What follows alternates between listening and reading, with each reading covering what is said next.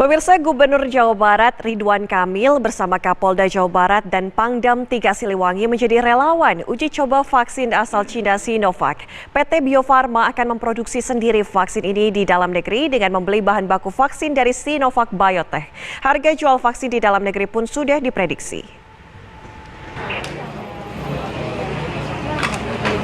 Siang tadi, 4 petinggi Forum Komunikasi Pemimpin Daerah Forkopimda Jawa Barat menjalani penyuntikan uji klinis vaksin dari Sinovac, Cina.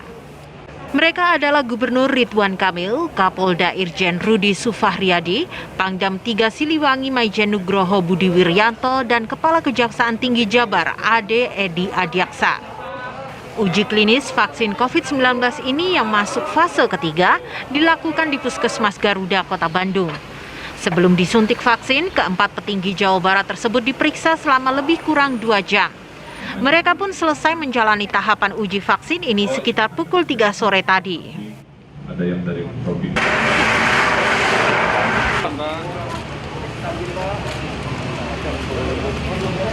Kami melakukan banyak prosedur yang sangat ketat, ya. Dimulai dengan pengambilan darah. Pengambilan darah ini akan diperiksa rutin, sehingga di sana akan dites apakah nanti imunitasnya naik sampai di akhir proses. Kemudian kami diperiksa lagi bagian dada, paru-paru, untuk memastikan tidak ada hal-hal yang nanti berhalangan terkait dengan tindakan.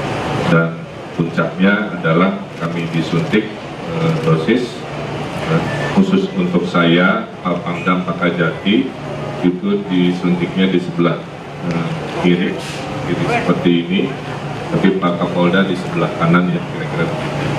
Kemudian setelah disuntik, testimoni pribadi saya agak pegal-pegal, ya, agak nyut-nyutan selama 5 menit. Tapi kalau beliau-beliau mungkin lebih kuat, ternyata tidak ada hal yang sama, tapi yang saya berlangsung kurang lebih hanya 5 menit. Setelah itu semua terlihat normal, ya, walaupun ada sedikit baal atau rasa di sebelah kiri.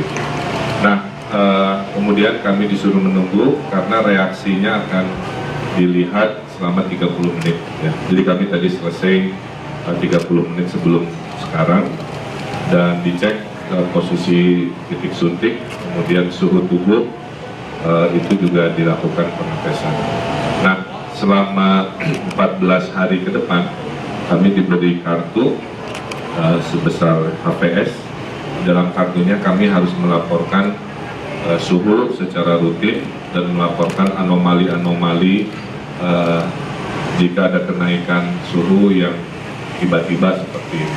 Kemudian ada sekitar 9 potensi reaksi yang harus dilaporkan jika terjadi, dari yang gejala ringan sampai mungkin gejala yang agak berat. Nah, itu rutin diisi setiap hari. Nah, kemudian nanti bertemu lagi di 14 hari dari sekarang, dan kami akan mendapatkan penyuntikan yang kedua kali, karena memang itu vaksin ini dosisnya harus 2 kali. Ya.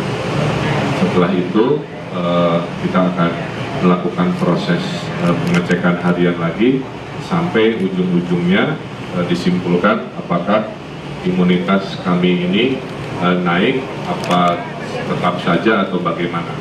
Nah, disitulah nanti kesimpulan riset itu yang akan menjadi sebuah kesimpulan apakah vaksin ini layak untuk diproduksi massal, itu harapan kita, atau ternyata ada setback atau sesuatu yang harus dilakukan.